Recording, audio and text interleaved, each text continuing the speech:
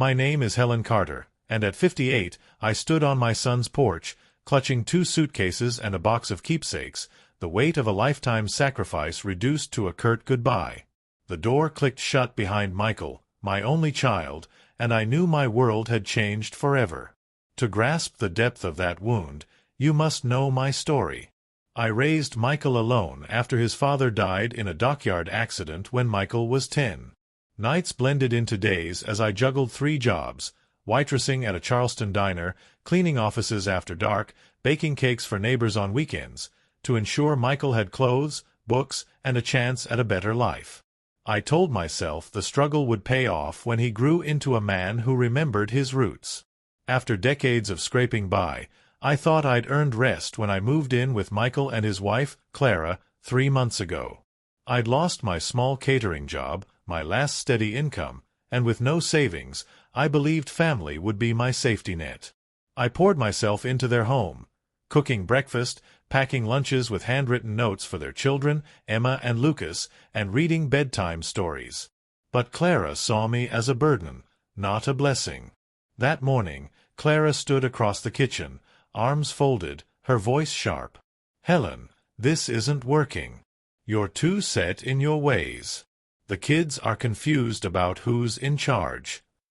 I looked to Michael, expecting him to defend me, to laugh off her words.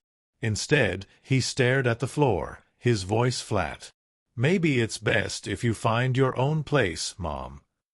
My chest tightened, the air sucked from the room. "Where am I supposed to go?" I whispered. Clara shrugged. "You're a grown woman. You'll figure it out." 20 minutes later, Michael set my bags on the porch. For a fleeting moment, I saw the boy who'd cried when I left for work, who'd promised to always care for me. Then Clara appeared, and that softness vanished. Rain began to fall as a taxi pulled up. I climbed in, not from strength, but from necessity. Glancing back, I saw Clara in my former room, rearranging furniture, erasing me. With $687 in my purse, no job, and nowhere to go, I felt discarded. But that day wasn't the end. It was the painful start of my greatest transformation. The cab dropped me at a roadside motel outside Charleston, where a flickering neon sign and bleach-scented sheets awaited. For $43 a night, I got a sagging mattress, a wheezing air conditioner, and 4 cracked walls echoing loneliness. Each morning, I woke expecting children's laughter, only to be hit by the truth. I was 58, widowed, broke, and unwanted. I stretched every dollar. Canned soup, discount bread, peanut butter sandwiches became my diet. My clothes stayed folded in suitcases, the motel's dresser too grimy to use. At night, Michael's indifference haunted me more than Clara's cruelty. But grief only carries you so far. Hunger and pride pushed me forward. I'd survived worse, winters with low heat, huddling with Michael under blankets, stretching paychecks to cover rent and daycare. I was still that woman, just older. If I could do it then, I could do it now. Each morning, I walked 2 miles to the public library, where cool air and free internet offered refuge.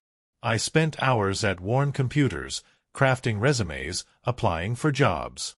Interview after interview, I heard the same, "You have experience, but we need more energy." The unspoken truth, I was too old. Defeat loomed until I wandered into a thrift shop tucked between a laundromat and a pawn shop. The owner, Janet Miller, a woman my age with tired eyes, asked what I could do. "Bookkeeping," I said, 20 years of it from my husband's catering business.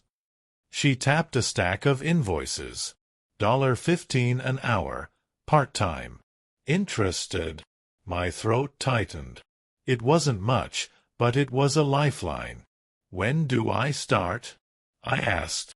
That first $240 paycheck felt like breathing after drowning, proof I wasn't finished. Janet's shop was no palace. The roof leaked, floorboards creaked, and dust mingled with mothballs. But it was my sanctuary.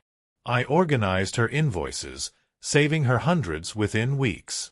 One afternoon, I saw her drag a scratched oak chair to the dumpster. "Why throw it away?"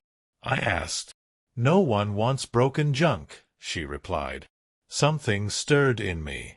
I'd spent decades fixing what others deemed worthless: burned pots, patched jeans, bruised hearts. "Can I take it?" I asked.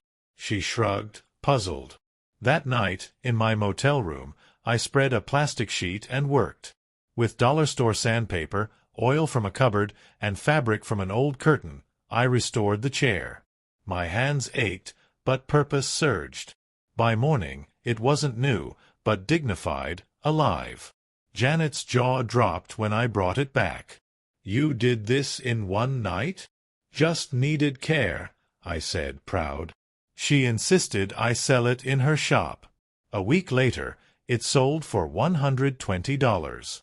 Holding those bills, nearly half my rent, I felt a spark. This wasn't just survival, it was power.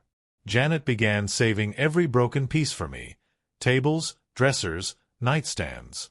My motel room became a workshop, cluttered with sandpaper and half-finished furniture. The staff teased I was running a black market furniture store. Then came a chipped mahogany dresser. I sanded until my fingers blistered, polished until it gleamed like amber. It sold for $200. Something awoke in me, a gift I hadn't known I possessed. For the first time since Michael's betrayal, I didn't feel discarded. I felt powerful. Within 6 months, my motel room was a warehouse of chairs and tables. With my savings growing, I moved into a studio apartment above a bakery downtown, the scent of fresh bread wafting through my windows. The space, though small, was freedom, a door only I controlled. I worked at the shop by day, restored furniture by night. Customers returned, asking for more of my pieces. Some brought their own damaged items for repair. I wasn't just fixing wood. I was giving forgotten things a second chance, and myself one too. One Saturday, Angela Brown, a retired consultant in her 60s, bought a restored coffee table. "Who did this?" she asked. "Just me," I replied. Her eyes narrowed. "This is vision, not just skill. Ever thought of a business?" I laughed. "I barely cover rent." She smiled. That's what people say before they realize belief is the only barrier. Over coffee, she listened to my story: betrayal, motel, thrift shop. "You're not just repairing furniture," she said. "You're proving what's discarded still has value." That's a brand. The word struck me. One night, sanding a dresser, I found the name: Second Chance Furnishings. It was for the furniture, and for me. Painting it on a wood scrap for my window, I felt my future sprouting. By the second year, my studio was too small, chairs spilling onto the balcony, tables crowding the stairwell. The bakery owner joked his customers came for bread but stayed for my showroom. With Angela's guidance, I leased a drafty brick workshop on Charleston's edge, smelling of sawdust and possibility. I hired Marcus, a 19-year-old dropout, and Lena, a single mother, both hungry like I'd been. "Every piece deserves a second chance," I told them, "and so do you." Word spread. Real estate agents sought me for foreclosed home furniture. Estate sales brought truckloads of battered pieces. The Charleston Gazette ran a feature, "From Motel Room to Master Restorer." My photo, standing before gleaming tables, brought tears. Customers poured in, curious about the woman who made old wood shine. Within 3 years, Second Chance Furnishings grossed over $1 million. My apprentices became artisans. I hired 3 more. We weren't a novelty, we were a name. I lived simply, brewing coffee in my dented motel pot, but the memories of Clara's cold looks and Michael's silence fueled me. My son had cast me aside like junk, yet I built an empire from what others discarded. Each polished chair was proof. Value doesn't vanish, it waits for the right hands. One evening, finishing an oak dining set, I stepped back, its glow under the workshop lights drawing applause from my team. I smiled, not just at the furniture, but at the life I'd built. I was no longer the discarded widow. I was Helen Carter, founder of Second Chance Furnishings, and my story was just beginning. By year 6, my life was unrecognizable. Designers from Atlanta and Charlotte commissioned custom restorations. I had contracts with 3 real estate firms and a client waiting list. I invested in rental properties and local shops, applying my philosophy, nurture the overlooked. My net worth surpassed $7 million. Angela, now a dear friend, teased, "You've built a kingdom. Time for a castle." I laughed, but the idea took root. My realtor called about the Whitmore Estate, a 12,000-square-foot colonial on Charleston's waterfront, a local legend with marble staircases and harbor views. Michael and Clara once dreamed of such a place. I toured it, awestruck by chandeliers, mahogany panels, and a master bedroom balcony overlooking the city.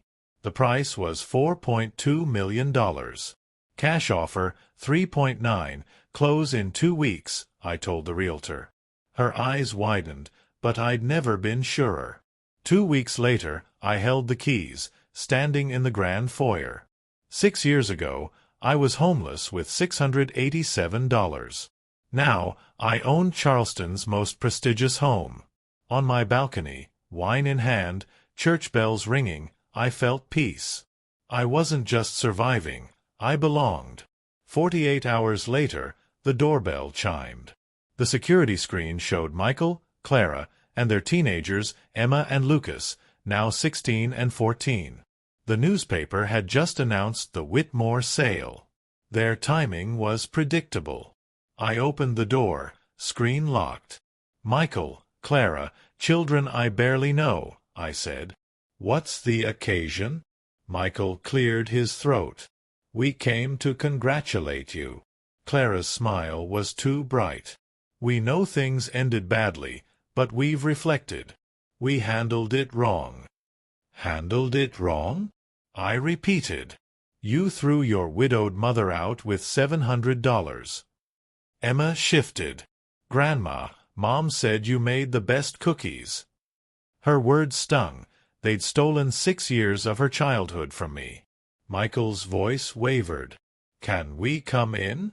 I let the silence stretch, then stepped aside. They gaped at the chandeliers, silk wallpaper. Lucas whistled. Clara's eyes calculated square footage. "Spacious," she said.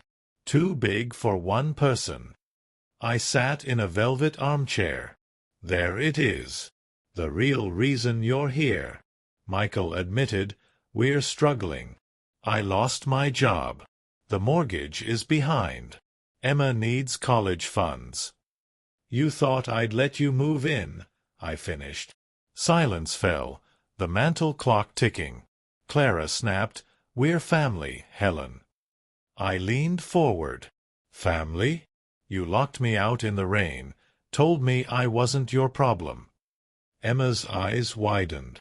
"Dad, you said she moved to Florida, didn't want us." Michael paled. Lucas turned to Clara. "You lied." Clara's voice sharpened. "We did what we had to. She was undermining us." "By making breakfast?" I asked. Emma stood, trembling. "You stole my grandmother." Michael buried his face. Clara glared. Their facade cracked. I crossed to the window, gazing at the lawn. "This house, this business, I built it alone. You discarded me, but that was your mistake." Turning back, I said, "Michael, Clara, you're not welcome here. Emma, Lucas, my door is open to you. You deserve your grandmother." Emma rushed to hug me, Lucas following. "We want to know you, Grandma," they said, tears falling. I held them close. "We have years to make up for." Michael and Clara left, their children's eyes wet with betrayal. From my balcony, harbor glowing, I wrote in my journal, "Being discarded doesn't make you worthless. It frees you to find your true value. The best revenge is living well." Peace settled over me. I was home.